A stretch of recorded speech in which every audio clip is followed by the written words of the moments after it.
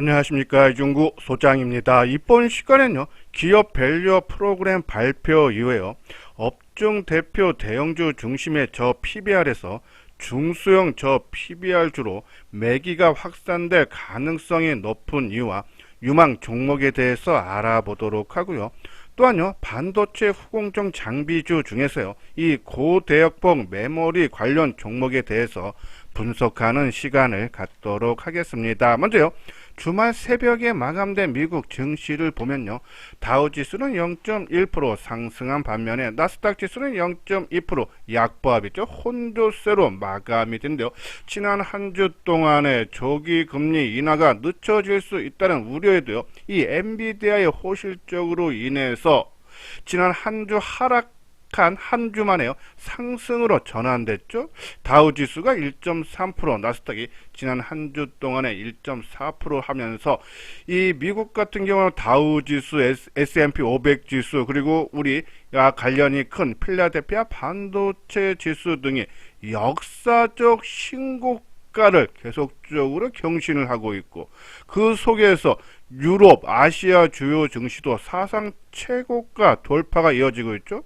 지난 한 주 동안에 독일이 1.7%, 프랑스가 2.5% 상승을 하면서 또 한 번의 역사적 고점 돌파가 나왔고, 그리고 일본 증시가 34년 만에 역사적 고점 돌파죠. 지난 한 주 동안에 1.5% 상승했고, 대만 증시도 1.5% 상승을 하면서 역사적 고점도 돌파했다. 국내 증시와 거의 비슷한 대만 증시도 역사적 고점 돌파. 중국 증시도요, 이 금리 인하 등 경기 부양책으로 인해서 지난 한 주 동안에 4.9% 올랐죠. 8일 연속 강세예요. 물론 국내 증시도 지난 한 주 동안에 이 코스피 지수가 0.7% 상승했고, 코스닥 지수도 1.2% 상승세를 따라갔지만은 최근에 부각되고 있는 재료, 그러니까 기업 밸류 프로그램 정책, 그리고 수급도요, 지난 한 주 동안에 거래소 시장 쪽에 외국인들이 9,700억 매수를 했고, 기간이 2,500억 순매수죠. 또한요, 선물 시장 쪽에서도 외국인들이 5,400억 순매수. 그건 수급도 상당히 개선되고 있는데도 국내 증시는 박스권에 갇힌 모습이 나타나고 있다. 물론 일부 종목이, 재료를 포함 있는 종목들이 변동성이 확대된, 크게 올랐다 크게 빠지는 모습이 나오고 있지만은 아직도 박스권. 아까 말씀드린 대로 뭐 다우라든지 S&P 500이라든지 독일, 프랑스, 일본, 대만 역사적 고점을 돌파했는데, 국내 증시는 지금 코스피 지수 같은 경우라든지 코스닥 지수가 한 고점 대비 19% 지금 하회 중이죠. 상당히 지금 글로벌 증시의 강세에 이 동조환을 보여주고 있는 그런 부분들은 좀 물론 아쉽습니다. 그렇죠? 당연히. 그렇지만은 우리가 시장을 볼 때 일단은 하락 리스크, 그러니까 우리가 지금 글로벌 증시만큼 초강세 모습은 아니지만은 그래도 하락할 가능성은 상당히 낮다. 그런 부분에 봤을 때 우리가 계속적으로 말씀드렸듯이 최소한으로 이번 4월 총선 때까지 정부의 증시 부양 의지가 강하기 때문에 비중을 확대하면서 좀 중기적으로 끌고 가자라고 말씀드렸죠. 그 부분은 유효하다라는 그런 말씀을 드려요. 자, 아까 말씀드린 대로 월요일날 기업 밸류 프로그램 발표가 나옵니다. 지난 1월 19일 이후부터 외국인들이 코스피 시장 쪽에 9조 3천억 순매수를 보여주고, 기간이 1조 7천억 순매수, 그럼 양쪽 합쳐서 11조 원 정도 순매수 중에서 우리가 기업 밸류 프로그램 수혜주로 생각했던 금융, 그리고 유통 운수 장비, 이러한 쪽으로 매수 들어온 물량을 보면은 지난주도 매수 들어왔어요. 금융이 3조 7천억, 운수 장비 쪽에 2조 9천억, 유통 쪽에서 1등. 유통 쪽이라든지 이 금융 쪽에 지주사가 많이 포함되어 있습니다. 삼성물산 같은 경우가 지금 유통 쪽 업종으로 들어가 있죠. 그러니까 지수사 쪽, 그리고 공기업 쪽, 그렇죠? 이런 쪽으로 매수세인데 월요일날 발표한 이후에 요 모습 한번 지켜보니까 조금 단기 그렇게 올라간 거에 따라 좀 조정이 나올지 아니면은 발표 후에 크게 올라갔죠. 그거는 좀 확인 좀 해야 되는데 여기서 가장 중요한 것은 이 기업 밸류업 프로그램이 실시가 되면은 대형주가 지금은 크게 끌고 가는 모습이 나타나지만은 중소형 종목으로 매수세가 확산될 수 있다. 자, 보면요. 우리가 지금 이 기업 밸류업 프로그램 정책을 일본 거를 지금 본따서 하는 건데, 그러면 일본의 주가 흐름을 봐야겠죠? 자, 여기 재미있는 리포트가 하나 있어서 소개를 해 드리는데요. 자, 일본은 대형주, 저 PBR주보다 중소형 저 PBR주의 수익률이 더 높았다. 이 블룸버그 등 외신에 알려진 일본의 저 PBR 종목 탑10, 그러니까 대형주, 소형주가 주가 수익률을 보면은, 그러니까는 실시하기 전인 2022년 4월 대형주와 소형주는 나란히 수익률이 90%였으나 주주환원 정책을 실시를 하면서 작년 12월을 보면요, 이 대형주와 소형주의 수익률이 각각 290%대 490%. 중소형, 소형주의 상승률이 훨씬 높았다는 얘기죠. 그렇죠? 그런 부분, 지금 현재는 초기에 우리가 실시하면서 정부 정책을 따라갈 수 있는 금융주라든지 대기업 지주사들, 공기업들이 크게 올라가고 있습니다. 또 실적이 이런 쪽이 많이 나왔기 때문에 주주환원 정책 여력을 필 수 있는 부분이 많습니다. 그래서 지금 우리가 말하는 지주사 삼성물산, 자동차, 기아, 공기업, 한전, 금융주, 하나금융지주 이러한 것들이 크게 올라가고 있지만 이 법이 실시되고 좀 중장기로 보면은 중소형주가 더 올라갈 여력이 있는데 하나 재밌는 부분이요. 어느 정도 호응이 가는 게 국내 중견 중소기업이 2세대로서 지배구조 변화를 경험하고 있으면서 주주 환원율 상승 여력도가 상당히 높다. 그동안 중소기업들이 배당을 안 했던 건 기업 승계 등의 문제로 일대 창업자들이 주주 환원을 원치 않았던 데 있다. 이미 대기업들은 지주사 체제 2세, 3세가 경영하고 있지만 중견, 중소기업은 경영자의 세대 교체가 아직 안 돼 있다는 점에서 앞으로 중견, 중소기업들의 주주 환원 시대의 주인공이 된다. 그러면 대주주로 있기 때문에 주주 환원 정책을 많이 펴서, 그러니까 배당이라든지 이런 걸 많이 줘서 이 승계 문제를 어느 정도 해결하겠다. 대기업도 그런 부분 많았죠. 그렇죠? 그래서 중소형주도, 그리고 일본에서 사례를 봤을 때도 중소형 종목에 관심을 가져야 되지 않나서 중소형 저 PBR 관심, 우리가 지난주에 한 종목 소개시켜 드렸죠. 한솔테크닉스 그리고 바이오주. 자, 이수장 증권TV에서 지금 제가 강조를 많이 해드리는 것이 반도체 포함해서 IT 섹터, 그리고 바이오주, 그리고 저 PBR 가치주인데 그동안에 바이오주가 철저하게 소외받았는데 지난 금요일날 순환매 크게 돌아왔죠. SK바이오팜이라든지 ST팜, 그렇죠? 이런 종목들 좀 강세를 보였어요. 저는 이 섹터 그대로 유지하는 것이 낫다. 비중만 조금 높였다 낮췄다 하는 부분인데 일단은 뭐 SK바이오팜이 조금 의미가 있어 보여. 지난주 금요일날, 그렇죠? 자, 이것이 SK바이오팜인데 일반적으로 바닥권에 올라오면은 우리가 가끔 말씀드렸듯이 이동평균선의 지지와 저항을 많이 받아요. 그래서 이 종목도 9만원 전후에서 좀 쉬어가는 모습이 나와야 되는데 오히려 1월달 후반에 있는, 그러니까 1월 하순경에 있던 고점, 그러니까 9만 뭐 4, 5천원대까지도 올라간 모습이죠. 지금 금요일날 9만 4천원 찍었죠. 생각보다 강하다. 그래서 요번에 9만 5천원 저항받고 좀 조정이 나온다 해도 이제는 9만원 전후에서 지지 삼아서 재선 상당히 힘이 강하다. 일반적으로 쉬어야 되는 그런 가격대를 돌파하고 쉰다는 얘기는 그만큼 힘이 강한 것을 의미한다. SK바이오팜 지난주 흐름은 상당히 좋은 모습이다는 말씀드리는데, 아무튼 저는 바이오주는 뭐 SK바이오팜, 동아약품, ST팜, 뭐 ST팜이 많이 빠졌다 좀 금연을 떴지만은 저는 그대로 유지를 하고, 특히 동아약품 같은 경우는 가스 할명수, 후시딘 연고, 판콜의 관계약이죠. 많이 기에 익은 그런 의약품인데요. 국내 최초 제약했었는데 PBR이 0.75밖에 안 돼요. 차트 완성도도 상당히 높습니다. 그리고 수급도 양호하고. 한번 동아약품을 볼까요? 자, 동아약품.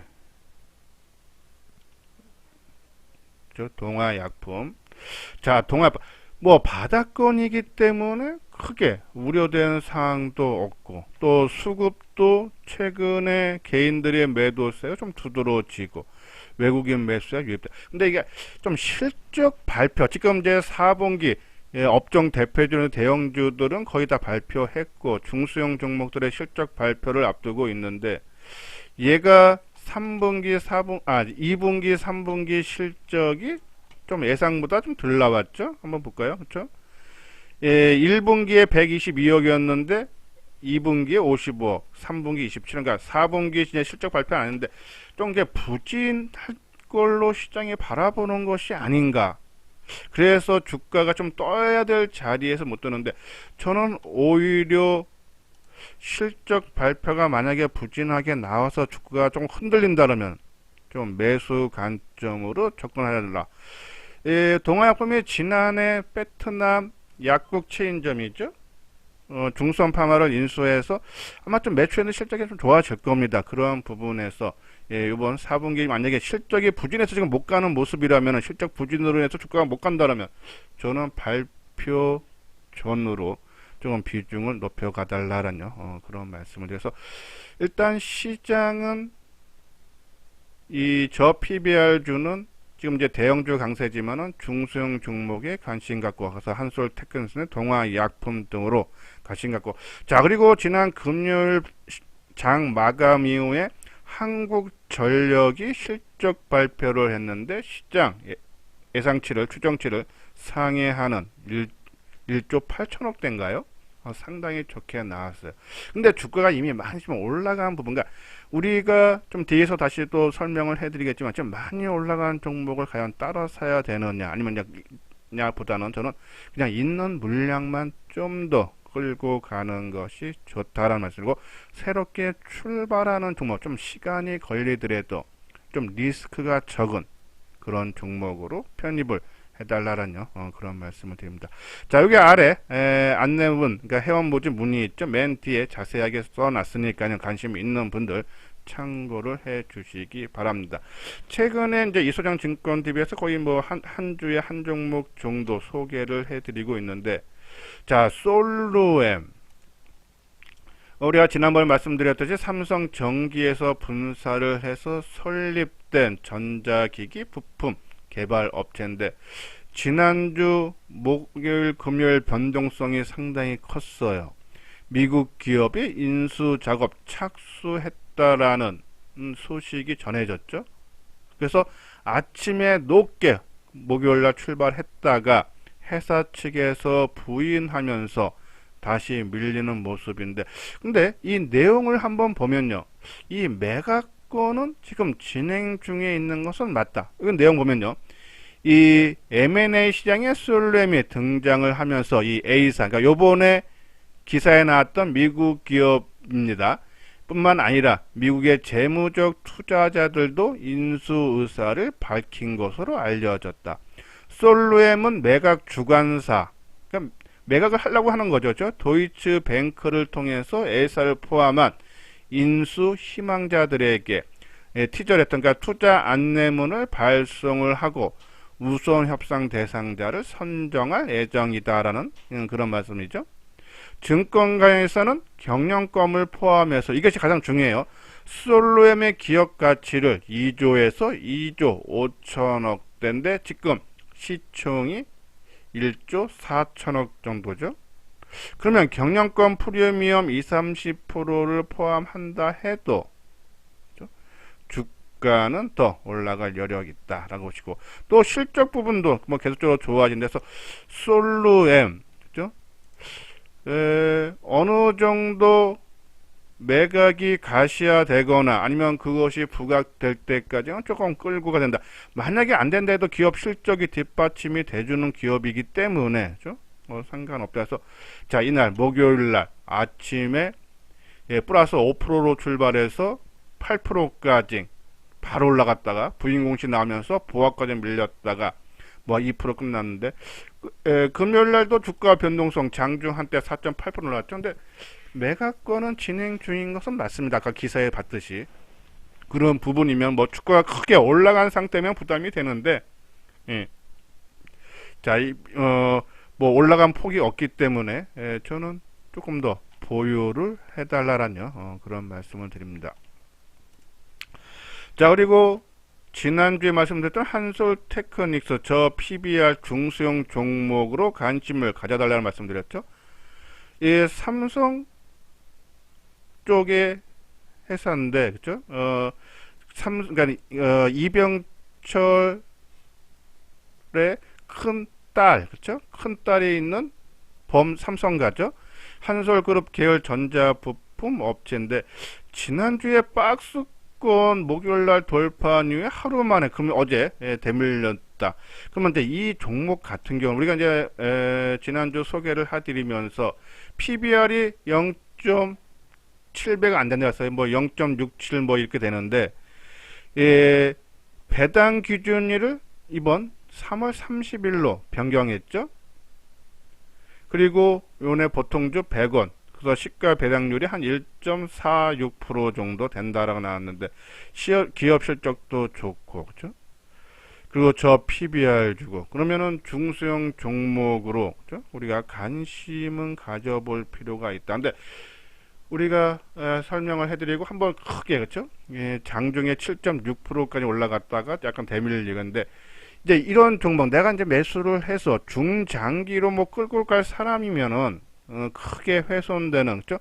한 6,600원까지 내려오면은 손절 친다 생각하시고, 만약에 이제 단기 관점으로 들어갔다가 목요일날 못 팔고 어제 좀 대밀리는 걸 당하신 분들은, 저는 일단은 7,000원, 그러니까 월요일날 7,000원 선을 뭐 장중에 깨야 되는데, 일단 종가 기준으로는 되돌려 세워주고 플러스가 반전돼. 만약에 7,000원이 깨지는 조정이 마이너스가 나온다 그러면은 다시 또 시간이 많이 필요하다. 이 과거의 주가 움직임을 보면은 조금 깔끔하게 주가가 움직이지는 않아요. 그죠? 언제죠? 작년 10월 때도 크게, 이게 언제입니까? 10월 25일 날 10% 올라갔다가 바로, 그죠? 그 저점을 깨고 내려갔다 올라가는 이런 모습 할 때 아주 뭐 깔끔하게 탁탁 치고 나가는 모습은 아니기 때문에 시간이 필요할 수 있어서 7,000원이 깨지면은 뭐 빠져나와야 되지 않나란요. 그런 말씀을 드려서 월요일날 보면서 좀 대응을 해달라란요. 그런 말씀드리고, 자, 그리고 반도체 종목, 엔비디아가 아까 말씀드린 대로 이 호실적, 그러니까는 시장 예상치는 매출이 한 206억 달러를 생각했는데 221억 달러 상회죠. 주당 순이익도 4.64를 추정했는데 5달러가 넘어서서 어닝 서프라이즈로 주가가 크게 올라가면서 전 세계 시장 증시를 이끌었는데, 엔비디아가 올라가는 건 뭡니까? 인공지능, 그죠? 이 고대역폭 메모리 반도체가 국내에서 수혜되면서 같이 올라갔던 종목이 작년 5월달에 PSK 홀딩스에서 계속적으로 말씀을 드렸어요. 그리고 역사 고점 돌파했다가 한번 쉬고 요번에 다시 한번 돌파하는 모습이죠. 리플로, 그죠? 이 후공정 장비 쪽인데, 이 종목은 지금 너무 많이 올라갔어요. PSK 한번 홀딩스 한번 차트 모양 볼까요? 지금 뭐 따라서 하는 거는 뭐 상당히 부담되죠. 그죠? 우리가 요번에 고점 돌파하기 전에 이때쯤 말씀을 드린 거니까는 3만원 훨씬 미만인데, 요번에 43,000원 가서 따라가는 건 부담되는데, 그죠? 뭐 갖고 있는 분들은 저는 아직도 살아있단 마음인데, 신규는 뒤에 부분에 가서 장비주, 후공정 장비주 새롭게 종목 하나 말씀드리고 그걸 따라가시면 된다라는 그런 말씀드리고, 오히려 우리가 지난주에도 말씀드렸듯이 PSK 홀딩스가 부담된다 그러면은 전공정 장비죠. PSK. 예, 이 PSK를 조금 관심 있게 보는 이유는 올해 삼성전자가 미국 내 제2의 반도체 공장을 완공을 할 겁니다. 그러면 공장을 완공한다는 얘기는 거기에 장비가 들어간다는 얘기죠. 전공정 장비인 이 드라이 스트립을 예전에 지금 미국 1공장인 오스틴 공장에 PSK가 한번 수주한 경험이 있어서 요번에 제2공장인 테일러 공장에도 수주할 가능성이 있지 않나, 그 기대감은 있습니다. 그렇죠? 그래서 그리고 최근에 주가 움직임도 상당히 양호하게, 그렇죠? 그런 모습이 나타나고 있어요. 그렇죠? 저는 PSK는 좀 더 홀딩을 해도 무방하고, PSK 홀딩스는 뭐 이게 뭐 대부분 다 났을 거예요. 그러면은 뭐 그거는 좀 부담된다 하시는 분들은 좀 팔아도, 아니면 뭐 끌고 가시면 끌고 가도 된다란요. 그런 말씀드리는데, PSK는 끌고 가자란요. 그런 말씀드리고, 자, 아까 말한 대로 후공정 장비 회사 STI, 이거는 타이밍을 노려서 매수 관점으로 접근을 해도 되는데, 반도체 펌핑 공장 장비인 이 리플로, 그죠? 아까 PSK 홀딩스도 만드는 회사인데, 그렇죠? 이 칩 또는 기판과 접합된 부분에 열을 가해 펌프를 형성하는 공정이라는데, 뭐 여러 장비 중에서 또 최근에 나왔던 이 플러스 리스 리플로 장비도 최근에 수주했다라는 그런 내용인데, 고객사의 고대역폭 메모리 투자에 따른 수혜 강도는 높아질 거면서 향후 비메모리 등 적용 공정 확대도 기대가 된다. STI. 그리고 최근에 또 삼성전자 쪽에서 769억짜리 2022년 매출 대비 118%, 상당히 많은 큰 규모죠. 수주도 했고, 그렇죠? 또 실적도 올해는 작년에 239억인데 올해 557억. 특히 심리면에 봤을 때 금요일날 주가가 아침에 높게 출발했다가 지수가 거의 대밀리는데, 얘는 별로 안 빠지려고, 우리가 항상 말씀드리지만요, 어떠한 재료를 잘 모르겠다 그러면 그 종목의 힘을 느끼려면은 제일 늦게 빠지고 적게 빠지는, 그러니까 시장이 크게 하락할 때 안 빠지려고 노력하고, 또 시장에 많이 빠지고 또 어쩔 수 없이 빠질 때는 덜 빠지는 그러한 종목이 시장 중도주다. 왜? 그 종목을 컨트롤하는 세력들의 힘이 그만큼 세던데, 많이 올라간 것들은 또 뒤늦게 반영되는 주가가 크게 하락하기 때문에 그런 부분은 부담이 되지만은, 크게 올라가지 않은 종목군들은 항상 그런 식으로 해야 되는데, 자, STI 이 고점 부근에서 당연히 좀 쉬어가야 되는 그런 모습이다라는 그런 말씀을 드렸죠. 자, 아침에 높게 출발해서 한번 10시 전까지 크게 빠졌다가 그리고 횡보하는 모습, 덜 빠지려고 노력을 하고 있다. 그렇죠? 이런 부분. 또 수급적으로도 금요일날 2.7% 빠지는데 걔는 6만 주 매수밖에 없다. 목요일날 22만 주. 수급의 훼손도 없는 이런 부분으로 봤을 때, 그렇죠? 이제 이 종목의 조정이 나올 때, 아까 말한 종목 PSK 홀딩스보다는 오히려, 그러니까는 고대역법 메모리 관련 종목으로 후공정 장비 중에서 본다면 STI가 훨씬 낫지 않나란요. 그런 말씀드리고, 그리고 또 지난주에 좀 관심 있게 봤던 부분요. 2월 21일이죠. 매일경제에서 나왔던 기사 중에 한 부분인데, 삼성 AI 두뇌 직접 만든다. 인공 수준 인공지능칩 개발팀 신설. 이러한 기사가 나왔어요. 그러면 이제 그 관련 종목으로 우리가 아침에 보내드릴 때 고용, 네페스, 아크, QRT, 자, 네페스, 아크 한번 볼까요? 그날 상한가까지 가는 강세 모습 보였죠, 그렇죠? 바로 이날입니다, 그렇죠? 수요일날 상당히 힘이 강해요. 그리고 고용도 금요일날, 이날은 정고점에서 물건에다가 바로 소화시켜주는 강한 모습이에요. 그러면은 이 테마가, 그러니까 이 뉴스에 나온 종목군도 아직 살아있다는 얘기예요. 근데 아까 말한 대로 네페스 아크라든지 고용이 너무 많이 떠서 부담이 됩니다. 그러면 같은 관심조로 QRT, 국내에서 유일하게 반도체 개발칩 신뢰성 테스트 및 종합 분석을 수행하는 업체로 고대역법 메모리 등 테스트 난이도가 높은 고성능 반도체 수요의 큰 폭 확대로 수요가 기대된다. QRT는 SK 하이닉스에서 분할 설립된 회사죠. 예전에는 매출 비중이 하이닉스의 100%였는데 지금 이제 다양하게 고객사를 다변화시켰다. 그죠? 그 부분이고, 특히 2월 22일 날 장 마감 후 4분기 영업이익 적자 전환 발표를 해서 주가가 일시적으로 하지만 그 다음날 바로 이날이죠. 이 감사 날짜가 2월 20. 이날이네요.